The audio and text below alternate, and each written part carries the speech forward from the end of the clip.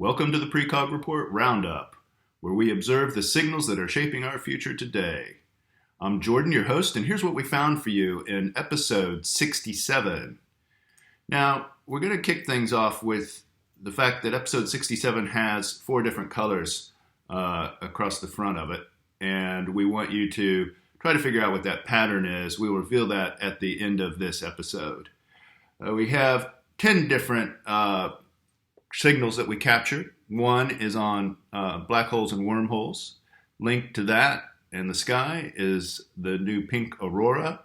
Linked to that is, again, looking at the elements and hydrogen-powered cars, which then leads us to how we're taking this kind of energy and condensing it in size to the scale of very small scale batteries, which is something that talks about power and how we're now starting to power the metaverse. And that is opening up a really interesting story on ownership about it.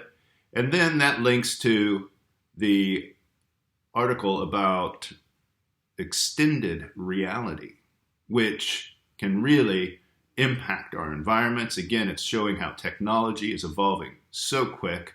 And then technology obviously involves NFTs now, and we're taking very old things, old objects, in this instance, Steve Jobs' Birkenstocks, and now they have become an interactive NFT, which has sold recently. And from NFTs to crypto, we have the big fallout that's going on right now. And then from fallout, we link to Banksy and his works in the destruction that's been going on in the Ukraine, and another protest that's also going on is with the World Cup in Qatar, and this is where Brewdog has decided to become the anti-sponsor and made their statement about that with Qatar and the World Cup and the human rights that are being challenged, violated there. So now, if you want to stay a bit longer, I'm going to go a little bit deeper with each article, sorry. This is the first time I'm doing this. I'm going to leave these mistakes in here for posterity. So bear with me, please. Okay, so our first article was about the wormholes, and that's from New Scientist. And the article itself is entitled, How to Tell the Difference Between a Regular Black Hole and a Wormhole. Well, I've taken a few notes here because it is very important to tell the difference, and I think I led into that a little bit when we were talking. And the main thing is it says in the article, you'll get to know the difference when you either die or you pass through. I love that. That's very simple, and that's a good litmus test.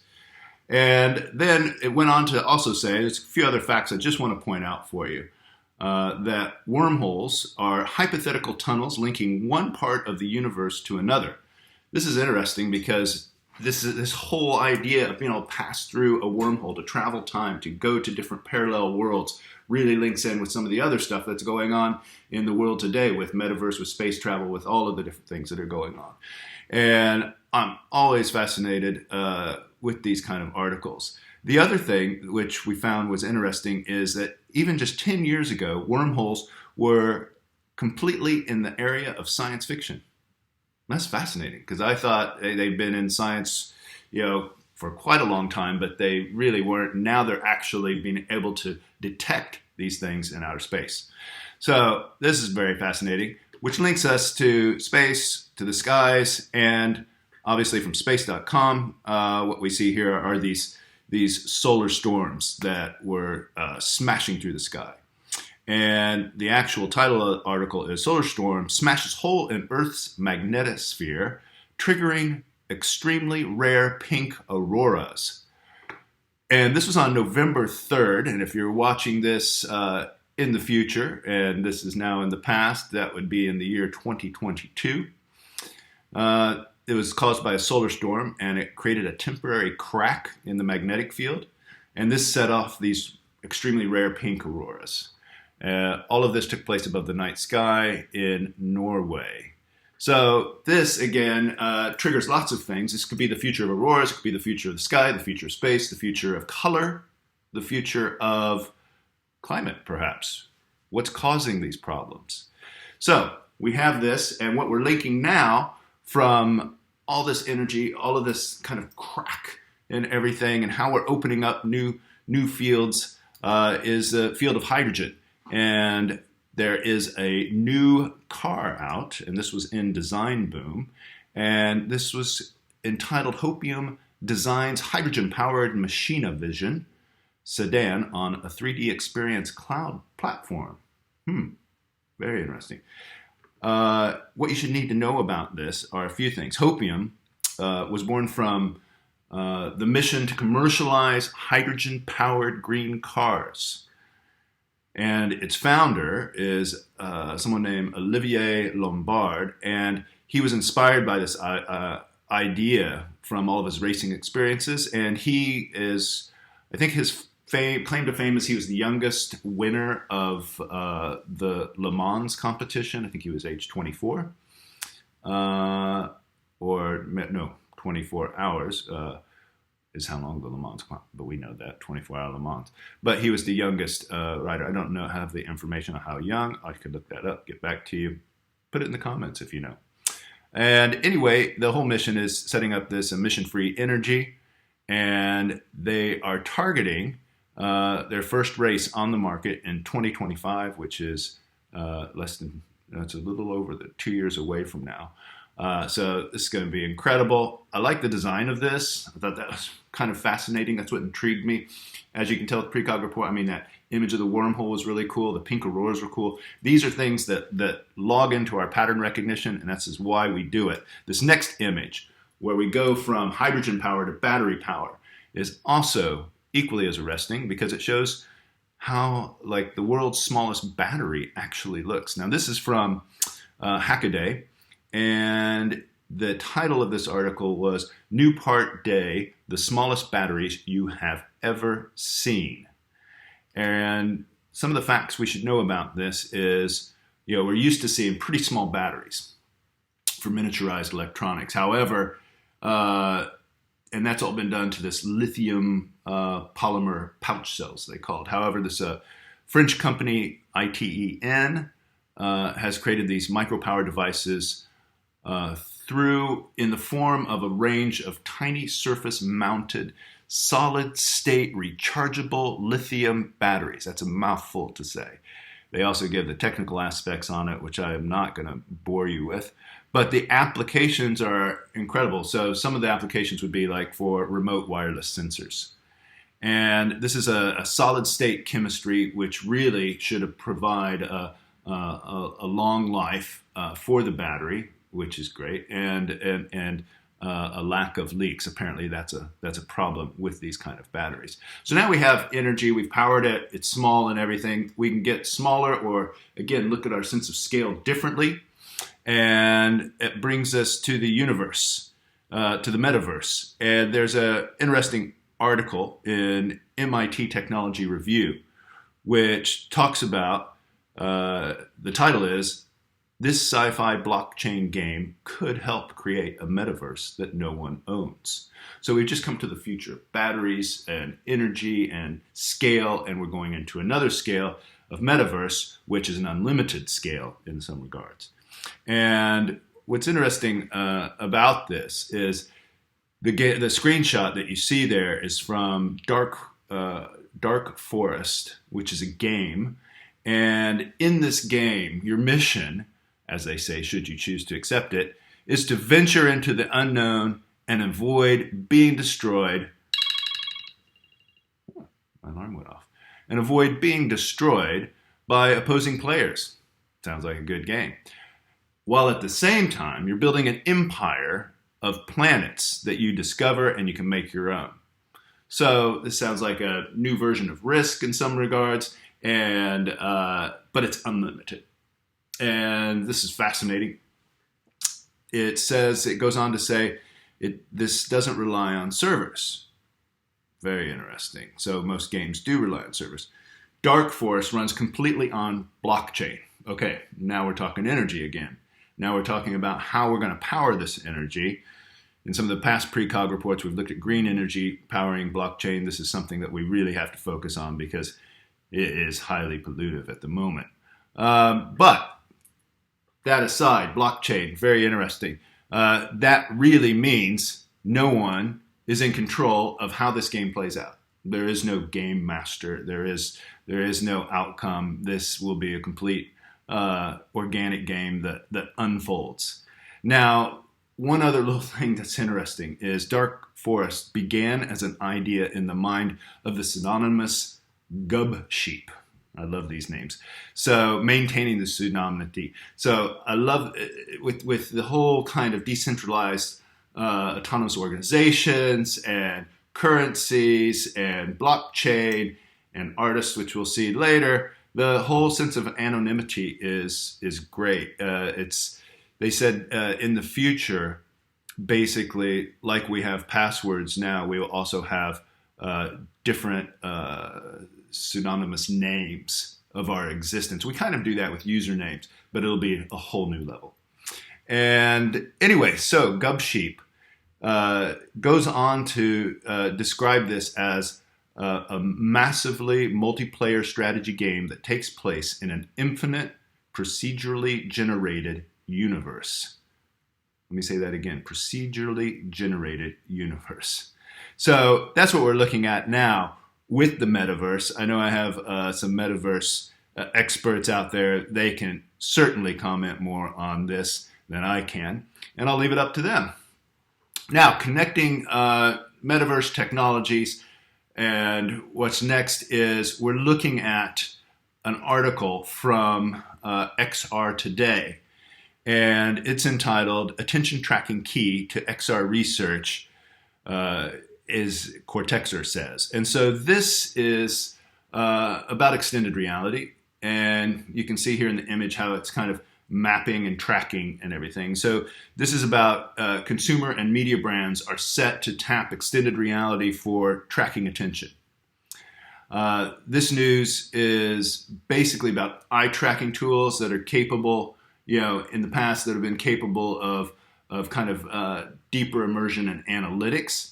And now this is going to be a first kind of a world first solution for tracking headsets. So it's leveling up, no matter the device or the medium.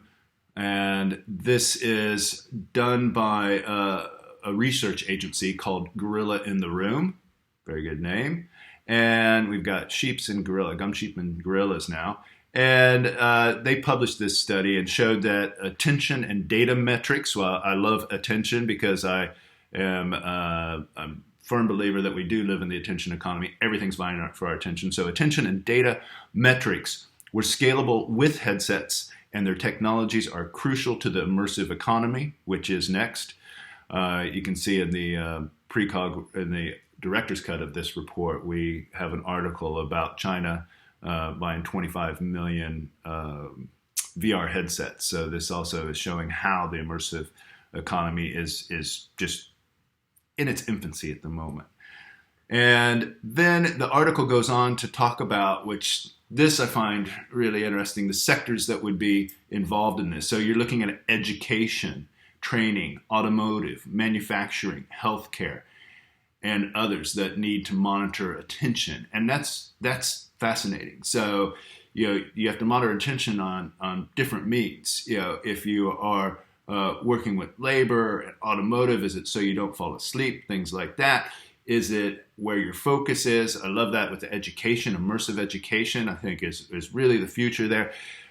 Same with medicine. I mean, it's endless, and I really look forward to see where this technology is taking us. Now, going on further with technology, we have something it's interesting because I love seeing these stories that come out with NFTs. And obviously, these are all through the blockchain. And this is from Coin Telegraph. And the headline is Nifty News. Nike unveils NFT platform. But my favorite part of this is Steve Jobs sandals sell for $200,000. And then there's more articles. We're going to skip the Nike one, and I want to get into Steve Jobs sandals, as you can see here.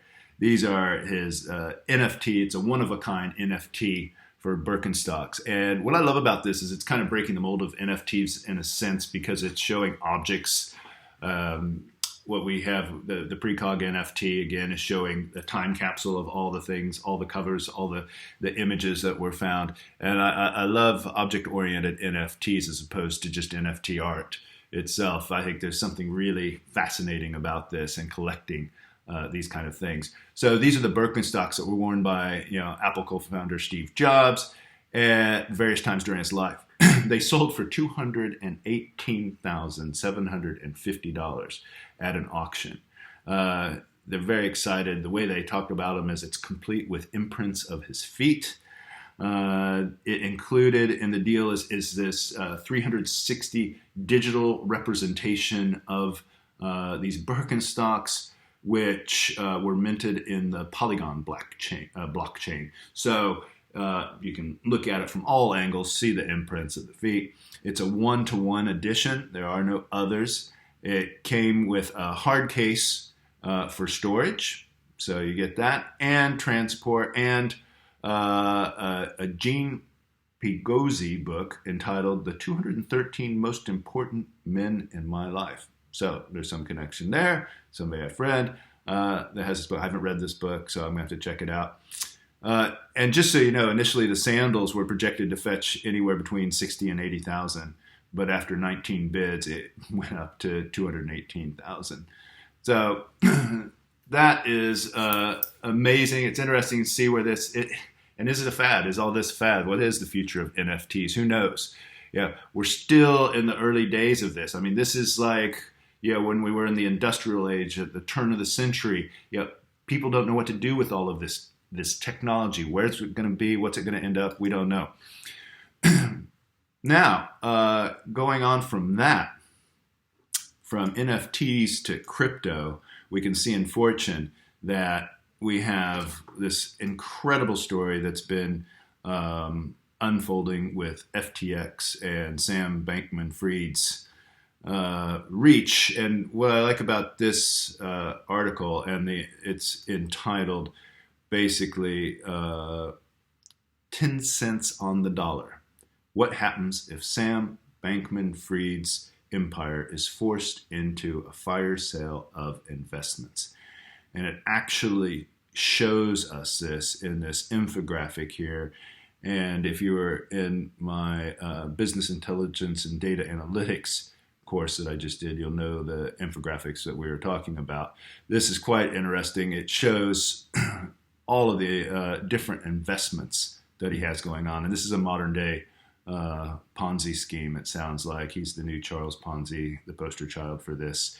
The FTX umbrella portfolio of companies is spread across Alameda Research, and it has over 184 investments that could be impacted by this. So right now, there's no confidence from any of the investors, as you can tell, because no one is big enough to bail them out. So basically, we're waiting to see if there's any other fallout, if there's any impact, domino effect, and they have to unload all the equity, estimated at discounts of 30 to 50%. I think it's going to be even more than that. And so that was a fascinating article on future crypto, and we're waiting to see if there's other impacts along the way. And then that just shows us this sense of destruction like I talked about earlier. We also have anonymity, which we talked about earlier, and that brings us to Banksy, which Banksy has a new series of works. First time in 15 months since he started doing his spraycation from during the COVID pandemic. And this is from Colossal. And it says, new Banksy works emerge among the destruction in Ukraine. His stuff's amazing. At least I think it is, in my opinion. It's, the future of statements, the future of protest, the future of commentary. It's really interesting. It's very provocative. So he's been traveling through the battle-scarred streets of the Ukraine producing these works. And obviously they criticize the war and the disastrous effects and the impact it has on the lives of everyone. And And his commentaries showed that. I mean, it's, you know, you've got the man in the bathtub here, you've got the woman with the fire extinguisher and gas mask, and these are just stunning stencils that he's done. The kids on the teeter-totter there, and we love this one. It's a young boy slamming Vladimir Putin to the ground during a judo match. And then there's also the gymnast that he has here, which is just, you know, amazing, balancing on the rubble. And these are, you know, it's a shame that this has to go on, but the fact that Banksy's bringing it to our attention in a different light is great, and hopefully, you know, something will come of this, and we'll finally, end this craziness. And then that brings us to more craziness, which is going on in the World Cup, or getting ready to launch in a few days. And I just love this. Again, another political statement, and this is from Adweek. Brewdog declares itself proud anti-sponsor of 2022 FIFA World Cup. Yeah, this is great. It says first Russia, then Qatar. Can't wait for North Korea. Proud anti-sponsor of the World Cup. You know, Brewdog's always controversial. Sometimes they get in trouble, but they do always take a very strong stance on human rights and climate, and really appreciate their daringness for that. This was done by Saatchi & Saatchi in London, and that is the final pattern in this week's PRECOG report, where we talked about, you know, future of wormholes and auroras and hydrogen and batteries and metaverse and extended reality, and then the NFTs and crypto, and the future of statements, and finally anti-sponsors. I love that. And like I said, so what was the pattern? So we talked through the patterns that we discovered this week. The colors. So this was volume 67.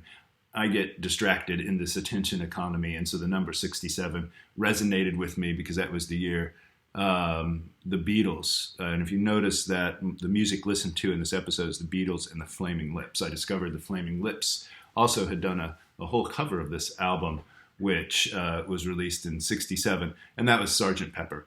And what I've done here, you can see these colors represent the Beatles in Sgt. Pepper. And what it is basically is you have the colors of, let's see, of John and Ringo and Paul and George in their suits, and you can see here I've revealed it. So it was 67. The three clues in that were the colors of those. If you were a Beatles fan, you might have clocked that. And then you had 67, which was the year it was released. And then in the back, I obviously talked about that was the music listened to for this episode. And that's it. And this is Jordan Wade signing off for this week's PRECOG Roundup. I hope you enjoyed it, and we'll see you next time. Feed your future.